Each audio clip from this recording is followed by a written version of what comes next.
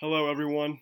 We are students from the University of Houston, and this presentation was created by Sayuri Hull, Rachel Tullos, Nworah, Jarob Lozano, and I, the speaker, Marius Reyes.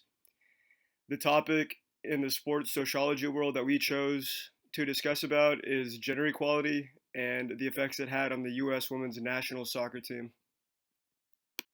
Just a quick little intro.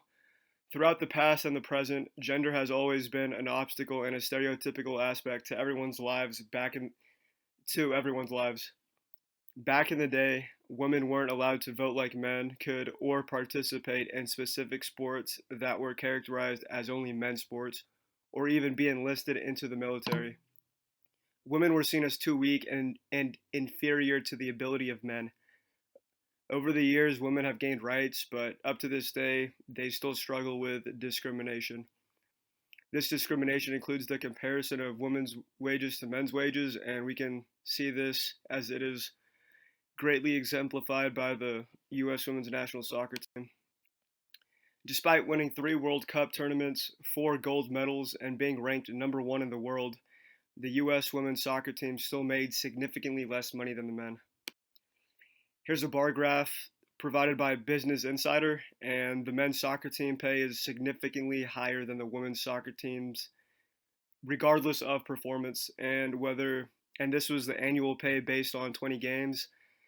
Um, no matter if they lost all 20 games, won 10 games, or won all 20 games, the annual pay was significantly higher with the men's team.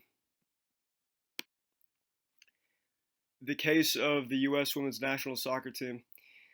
The U.S. women's national soccer team filed a lawsuit based on the Equal Pay Act, which addressed how they weren't getting equal pay to the U.S.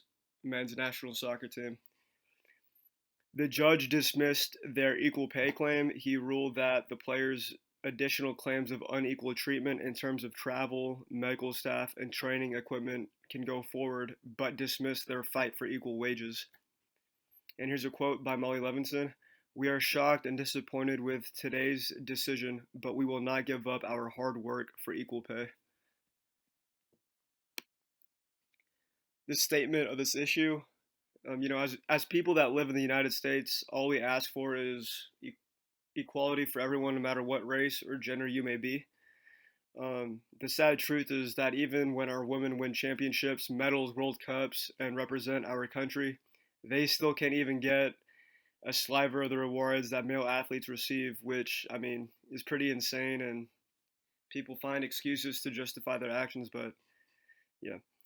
And for example, federal judge R. Glary Klausner rejected the U.S. women's soccer team's claims over receiving lower paid in the U.S. men's team, which sparked an uproar throughout the sports world. Klausner alluded to the point that the women's national team rejected an offer to be paid under the same pay-to-play structure as the men's national team. All in all, the judge made it very apparent that the wage gap between the women's national team and the men's national team was solely because of the contracts each team bargained for. How can they receive equal pay? Looking at the tennis female athletes, we can use them as an example. They're only female sports who receives equal pay, and this can be done in 2 ways: protest and strategy. Protest was exemplified through Billie Jean King. She was a pioneer in equal pay for women. She protested and refused to play unless she got paid the same amount as male tennis players. And sports rely on the fans and the players, so your voice counts.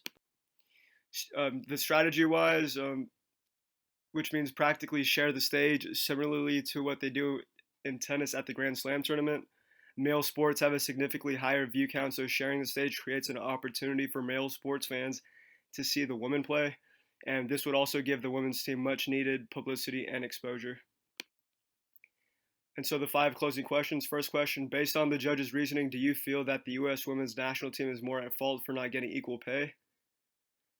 Do you agree or disagree with the court ruling? Why or why not? Should teams' players be paid based more on views or performance? Why do you think women's sports has overall less viewership than men's sports? And finally, what is one way in the past that women were inferior to men?